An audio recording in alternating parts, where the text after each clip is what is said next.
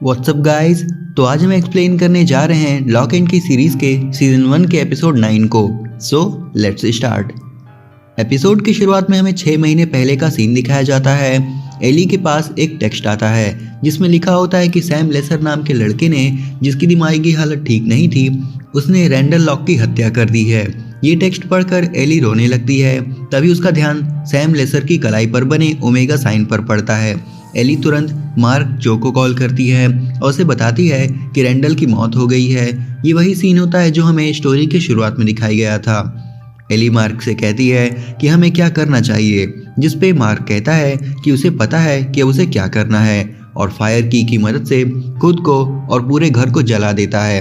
अब हमें 3 महीने पहले का सीन दिखाया जाता है। एली और रूफस डिनर कर रहे होते हैं कि तभी डोरबेल बजती है और एली जाकर देखती है तो डोर पर लूकस होता है और वो एली से मदद करने को कहता है। और हम वो सीन देखते हैं जिसमें एली नीना के घर यानी की हाउस में रूफस का खिलौना लेने गई होती है।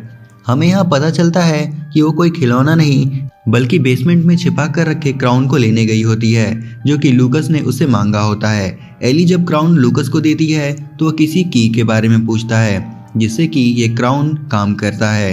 लूकस कहता है कि उस की के बिना ये क्राउन किसी काम का नहीं है, पर एली उसे बताती है कि उसे कोई भी की नहीं मिली। और यहीं पे लूकस और एली को जो रिजवे देख लेते हैं और उनकी फोटो खींच लेते हैं। पर तभी लूकस की नज़र जो रिजवे पर पड़ जाती है और वो एली के साथ जो रिजवे के घर पहुंच जाता है। अब जो रिजवे नीना के पास यही बताने के लिए वॉइस मेल भेजते हैं और उसे अपने घर बुलाते हैं। पर जब जो रिजवे अपने घर पहुंचते हैं तो वहाँ लूकस और एली पहले से ही उनका इंतजार कर रहे होते हैं। एली जो रिजवे से उनकी मोबाइल लेती है क्योंकि उसमें लूकस और एली की फ़ोटो होती है। वो कहते हैं कि अगर तुम अपना फ़ोन दे देते हो तो हम तुम्हें छोड़ देंगे, हमें और परेशानी नहीं चाहिए। अब यहाँ पे जो रिजवे पूछते हैं कि लूकस तो काफ़ी सालों पहले मर गया था, तो अब जिंदा कैसे है, वो यहाँ वापस कैसे आया। जिस पे एली कहती है कि ये सब आप नहीं समझेंगे और वहाँ से जाने लगती है। पर लूकस रिजवे के फेस पर पॉलीथीन बांधकर उन्हें मार डालता है। एली काफ़ी मना करती है लेकिन वो उसकी सुनता नहीं। और क्योंकि लूकस ही कुएं वाली औरत होता है तो उसके पास एनीवेयर की भी होती है जिसकी मदद से वो यहाँ से चला जाता है। तभी वहाँ नीना पहुँचती है जो रिजवे की डेड बॉडी देखती है और पुलिस को कॉल करती है। और एली अभी भी वहीं फंसी होती है और वो भी चोरी से वहाँ से भागकर अपने घर पहुँच जाती है जहाँ लूकस पहले ही पहुँच चुका होता है। एली रिजवे की मौत से दुखी होती है। वो एक बैग से गन निकालती है और उसकी सारी गोलियां लूकस पे फायर कर देती है। अब क्योंकि लूकस पहले ही मर चुका है और ये उसकी एको है तो इसलिए वो फिर से जिंदा हो जाता है, यानी कि वो इमोर्टल है। और वो एली से कहता है कि अब जब वो सब कुछ पाने के इतना करीब है तो एली ऐसी बेवकूफ़ी ना करे, नहीं तो उसके प्यारे से रूफस की गर्दन तोड़कर उसे मार डालेगा। अब हम टाइलर और किन्सी को देखते हैं। किन्सी ओमेगा की के बारे में पूछती है तो टाइलर उसे बताता है कि उसने उस की को घर की सबसे सेफ जगह पर छुपा दिया है। और तभी हम देखते हैं कि वहाँ बॉडी आता है और उन्हें मैच स्टिक की दिखाता है और कहता है कि शायद सैम ने इस की को बाहर गिरा दिया था। टाइलर बॉडी से जार को छिपा रहा होता है जिसमें कि डंकन अंकल की यादें होती हैं, पर बॉडी उन्हें देख लेता है और उनसे कहता है कि वो बॉडी से कुछ भी न छुपाएं। फिर बॉडी वो याद देखता है जिसमें कि रैंडल ने लूकस को मारा होता है। लूकस को देखते ही बॉडी टाइलर और किन्सी को बताता है कि उसने लूकस को एली के घर पर देखा था और शायद रूफस लूकस से डर रहा था, इसलिए उसने लूकस को अपना कजिन बताया था। अब हम देखते हैं कि टाइलर और किन्सी अपने स्कूल के लिए निकलते हैं और वो नीना को देखते हैं जो कि उस जार को घूर रही होती है जिसमें कि रैंडल की अस्थियां रखी होती हैं। क्योंकि अब उसका नशा उतर चुका होता है, इस वजह से उसे कल रात के बारे में सैम की मौत के अलावा कुछ भी याद नहीं होता। अब सीन लूकस पर फोकस करती है जो कि एली से बताता है कि रैंडल ने ओमेगा की अपने दिमाग में छिपाई थी, इसलिए एली अब रैंडल की अस्थियों से उस की को लेकर आए। अब हम बॉडी को देखते हैं जो कि स्कूल जाने के बजाय रूफस के पास जाता है और उससे लूकस के बारे में पूछता है। वो रूफस से कहता है कि लूकस उन दोनों का दुश्मन है। रूफस बॉडी को वो क्राउन दिखाता है जो कि उसकी मॉम ने लूकस के कहने पर बॉडी के घर से चुराया था, पर उसकी की अभी भी लूकस को नहीं मिली है। बॉडी कहता है कि वो इस क्राउन में लगने वाले की को ढूंढ लेगा और फिर उसकी मदद से डॉज को हरा देगा। अब हम एडन को देखते हैं जो कि अपने घर पे होती है और जो वो अपने खिड़की का पर्दा हटाती है तो वहाँ उसे वही राक्षस दिखाई देता है जो कि किन्सी के माइंड से निकला होता है। एडन को लगता है कि ये एक मजाक था जो किन्सी उससे डराने के लिए कर रही थी, इसलिए वो स्कूल में किन्सी से कहती है कि वो उसे देख लेगी। तभी किन्सी एली को स्कूल से बाहर निकलते देखती है। वो एली के पास जाती है और उससे लूकस के बारे में पूछती है और उसे बताती है कि किन्सी को कीस के बारे में सब कुछ पता है। एली किन्सी से कहती है कि वो बस अपने परिवार की भलाई के लिए ये सब कर रही होती है और वो किन्सी से इस बारे में कोई भी बात न करने को कहती है। किन्सी ये बात टाइलर को बता रही होती है।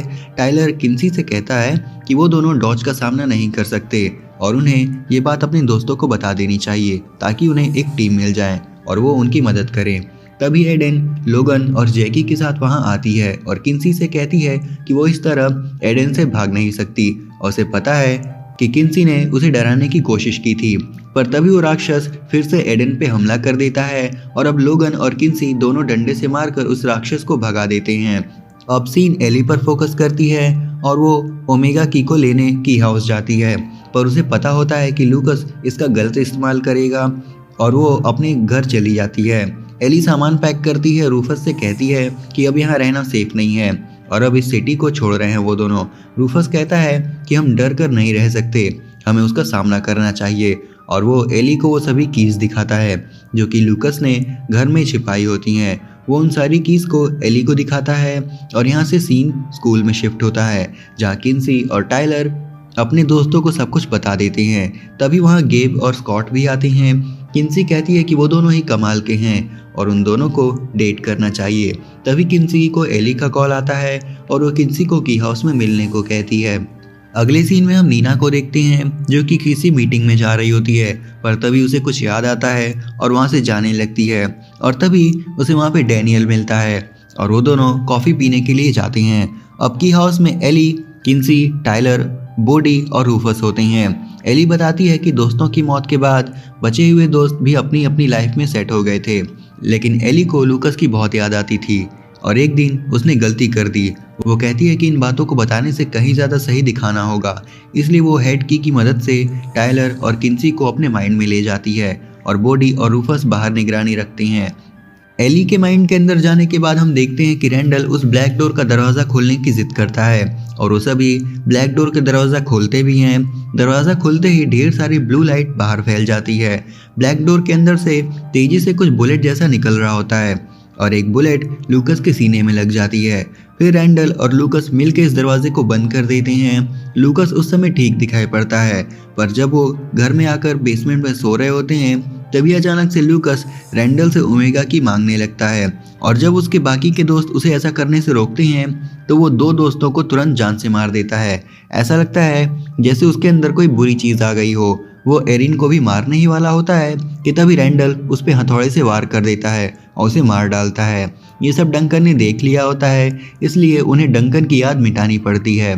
वो उसे प्लांट की मदद से पेड़ के नीचे छुपा देते हैं। अब वो सभी डेड बॉडी को सी में ले जाकर फेंक देते हैं और सभी को बताते हैं कि सी केव में अचानक से पानी भर गया जिसकी वजह से उनके दोस्तों की मौत हो गई।